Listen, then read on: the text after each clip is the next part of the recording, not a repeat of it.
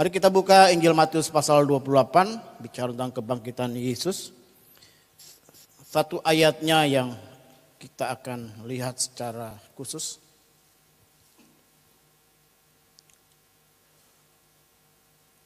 Matius 28 ayatnya yang ke-10.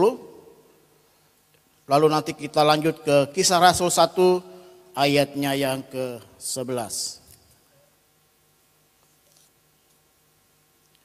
Matius 28 ayatnya yang ke-10, lalu Kisah Rasul 1 ayat yang ke-11. Maka kata Yesus kepada mereka, jangan takut, pergi dan katakanlah kepada saudara-saudaraku supaya mereka pergi ke Galilea. Dan di sanalah mereka akan melihat aku. Di sanalah, di mana? Di Galilea akan melihat Yesus. Kisah Rasul 1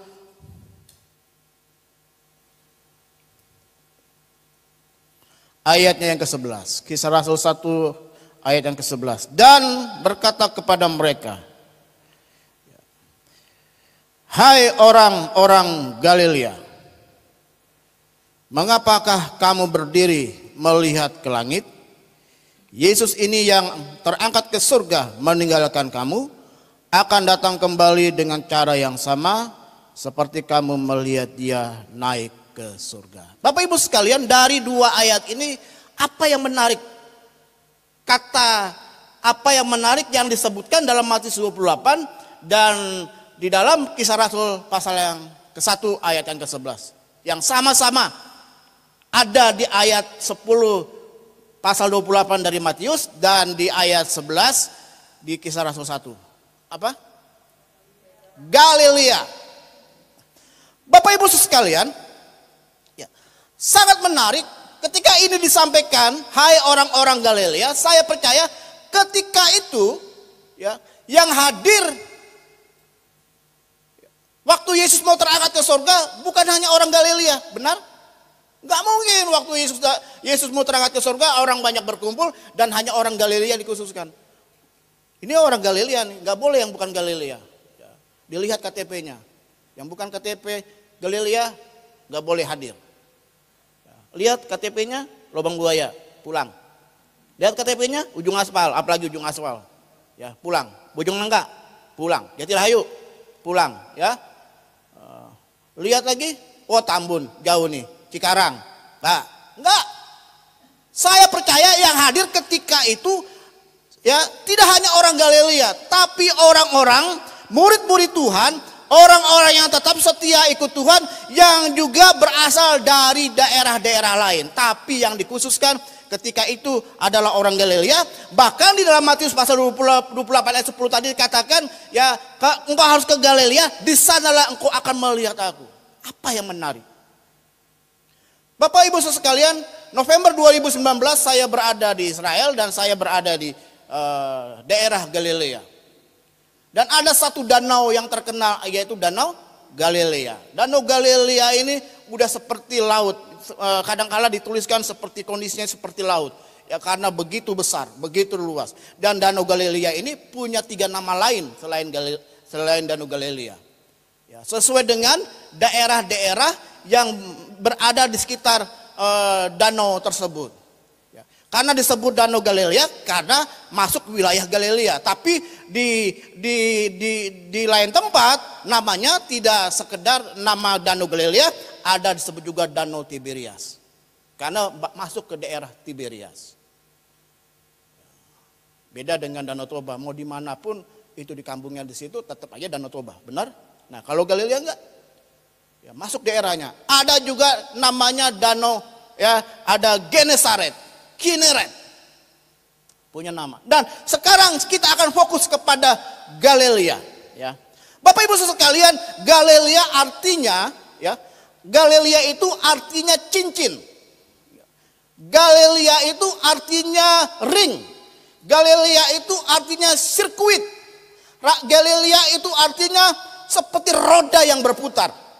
Jadi Bapak Ibu sekalian, ketika Yesus bangkit dan dia berkata, engkau harus ke Galilea, di sana engkau akan melihat aku. Dan waktu Yesus mau terangkat, dia katakan, hai orang-orang Galilea, mengapa engkau melihat ke langit? Aku akan datang sama seperti ketika ya aku terangkat ke surga.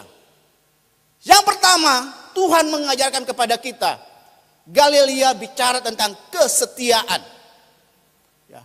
Galilea itu bicara yang terus menerus, seperti cincin yang tidak ada ujung pangkalnya, seperti ring yang tidak ada ujung pangkalnya, seperti roda yang berputar. Ya, roda yang berputar artinya orang percaya harus setia. Setia terus menerus, amin. Setia berdoa, ya. Setia memberi, setia baca Alkitab, setia beribadah, setia ke gereja. Pokoknya kita harus setia, setia, tidak boleh berhenti, amin. Masa pandemi ini begitu berat, ya, kondisi sekarang ini belum pulih, tapi Tuhan menuntut kita untuk terus menerus cari Tuhan, terus menerus, ya, beribadah, terus menerus baca Alkitab, terus menerus berdoa, terus menerus untuk memberi, terus menerus untuk mendukung pekerjaan Tuhan. Nggak boleh berhenti, amin.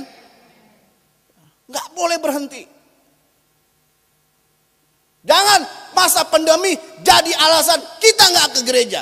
Masa pandemi jadi alasan kita nggak mau beribadah. Karena masa pandemi ibadahnya online tidak bisa dinikmati. Karena ibadahnya online maka nggak perlu ibadah. Tapi saya ingin katakan, Galilea bicara tentang kesetiaan kita sebagai orang percaya. Galilea bicara tentang apa? Kesetiaan kita untuk terus menerus, ya, ikut Tuhan. Yang kedua, Galilea bicara tentang apa? Orang-orang Galilea adalah orang-orang yang sederhana. Ketika saya berada di Galilea, ya, souvenir dari Galilea itu sederhana bentuknya. Kisahnya juga bentuk-bentuknya sederhana. Ya. Karena apa? Bapak Ibu sekalian, saya ingin sampaikan, 70% mujizat Tuhan terjadi justru di daerah Galilea. 70% yang Alkitab catat kisah-kisah tentang mujizat-mujizat yang Yesus lakukan di Galilea itu, ya, sebesar 70% dari mujizat yang pernah dia lakukan itu berada di Galilea. Bicara tentang apa? Galilea bicara tentang kerendahan hati. Amin. Kenapa di Galilea banyak mujizat terjadi? Kenapa sampai 70% dari mujizat yang Tuhan kerjakan, yang Tuhan lakukan, yang Tuhan adakan, yang terjadi justru berada di Galilea? Karena orang-orang Galilea adalah orang-orang yang sederhana. Orang-orang yang rendah hati. Amin. Ya, tidak sombong, tidak tinggi hati. Hari-hari ini, masa-masa pandemi ini, Tuhan sedang mengajar kita untuk tetap rendah hati. Kalau kita dulu bangga dengan usaha pekerjaan yang kita lakukan, Tuhan izinkan dengan masa pandemi terpukul, membuat kita harus tekuk lutut berdoa kepada Tuhan. Ya, dulu kita bangga dengan pekerjaan kita, ya, dengan jabatan kita, ya, dengan kehebatan kita, karena menduduki posisi-posisi yang luar biasa. Tapi masa pandemi, ya, ketika itu terjadilah banyak yang dirumahkan. Tidak di PHK, tapi kerja di rumah. Usaha berjalan mandek. Karena apa? Tuhan sedang mengajar kita untuk mengandalkan Tuhan. Tekuk lutut. Amin. Ya. Belajar untuk rendah hati. Karena manusia, ya, lebih condong itu pada umumnya itu tinggi hati, sombong. Kalau kaya sombong, nggak apa-apa. Ini udah miskin sombong lagi. Benar. Berapa kali, mohon maaf, saya sering kali bantu seseorang karena saya lihat dia butuh. Tapi selalu ditolak. Ya udah susah, sombong. Saya tahu, ya mohon maaf, dia butuh sembako. Tapi waktu saya tawarkan, ya butuh-butuh enggak, ya udah. Kalau punya, kalau kaya, kalau hebat, sombong, mungkin saya maklumi, ada yang disombongkan, ini udah susah, miskin, sombong lagi. Nggak mau dibantu. Tapi mari belajar seperti orang Galilea. Orang-orang yang sederhana. Tapi orang-orang yang sederhana, orang-orang yang memiliki kerendahan hati, justru orang-orang yang dilawat Tuhan, orang-orang yang mengalami mujizat Tuhan, orang-orang yang mengalami pemulihan, orang-orang yang mengalami jumpa dengan Tuhan secara pribadi. Makanya Matius 28 ayat 10 katakan, engkau harus ke Galilea karena engkau akan ketemu dengan Dia. Karena apa? Karena ketika kita berjumpa dengan Dia, berjumpa dengan Yesus, berjumpa dengan Yesus secara pribadi, maka kita akan melihat bahwa mujizat Allah terjadi atas hidup kita. Tuhan Yesus memberkati kita sekalian. Mari kita tunduk kepala. Kami bersyukur buat